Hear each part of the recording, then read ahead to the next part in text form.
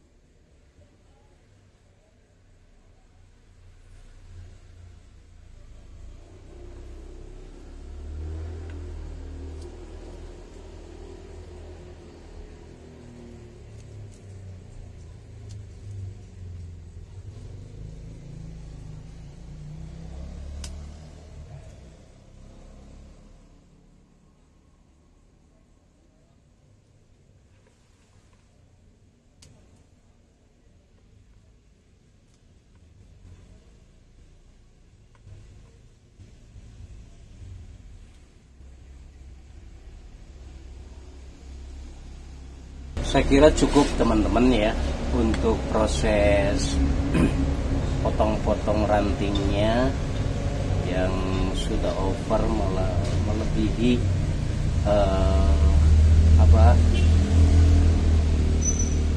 struktur dari pohon yang ini. Jadi kita potong terus nanti, karena ini prosesnya dengan matahari juga nantinya yang akan membentuk itu. Ketika semacam gini kawan-kawan, ketika ada kekosongan di sini ya, ketika ada kekosongan di sini lalu kita potong si ranting yang tinggi ke atas itu kita potong, itu nanti seiring dengan penyinaran matahari full sun ke pohon kita ini, itu si tunas baru itu akan mengikuti komposisi kekosongan di sini. Jadi akan rapat nantinya tunas-tunas baru itu tumbuhnya. Nah, yang tumbuh ke atas itulah yang sebetulnya kita potong gitu.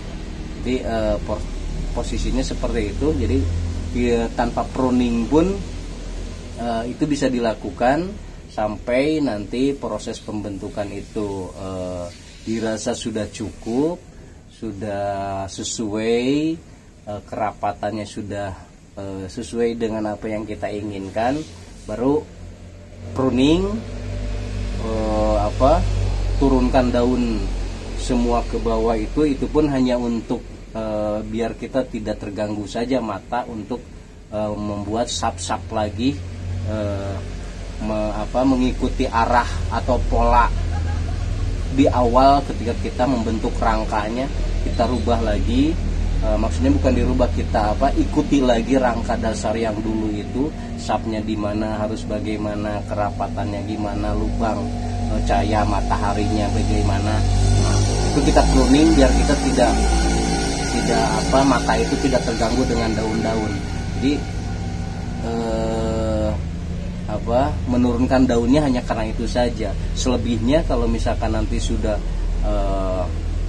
pembukaan ruang dimensi untuk masuknya matahari, lalu ranting-ranting sap-sapnya sudah sesuai dengan rangka yang kita buat, kita biarkan lagi daun, dan terus saja seperti teman-teman lihat ini sampai menguning kadang-kadang gitu. Kita jos lagi dengan POC biar yang tua-tuanya turun, tumbuh dengan daun muda dan menambah kerapatan lagi di anak ranting, cucu ranting itu, terus seperti itu. Lalu kemudian nanti mau kita buka dimensi lagi, kita turunin daunnya total semuanya, kita rapikan lagi dimensi-dimensinya sampai sesuai dengan kerangka dasar yang kita buat dulu. Los lagi daunnya, terus seperti itu dan seperti itu. Saya kira itu saja teman-teman ya untuk perawatan bonsai Xianqi yang saya punya ini. Selebihnya teman-teman bisa berkomentar, bisa bertanya. Setiap orang itu pasti akan berbeda cara merawat, cara membuat bonsainya, tentu dengan analisa karakter dari pohon yang kita miliki, dari cuaca di daerah tempat tinggal teman-teman yang tentunya berbeda, lalu pengalaman-pengalaman perawatan bonsai, meneliti setiap pohon jenis bonsai itu bagaimana karakter dan lain sebagainya. Tentunya itu akan membawa perbedaan pula kepada seseorang membuat, merawat, dan memprogram bonsai. Itu saja teman-teman, selamat malam, selamat beristirahat. Terima kasih. Assalamualaikum warahmatullahi wabarakatuh.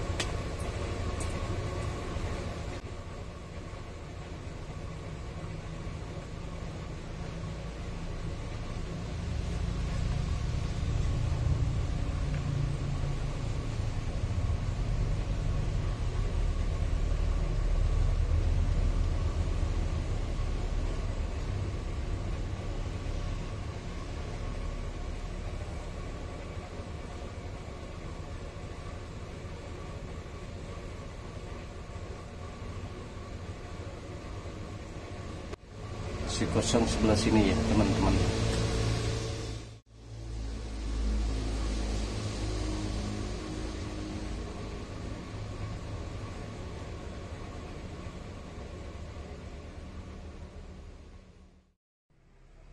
To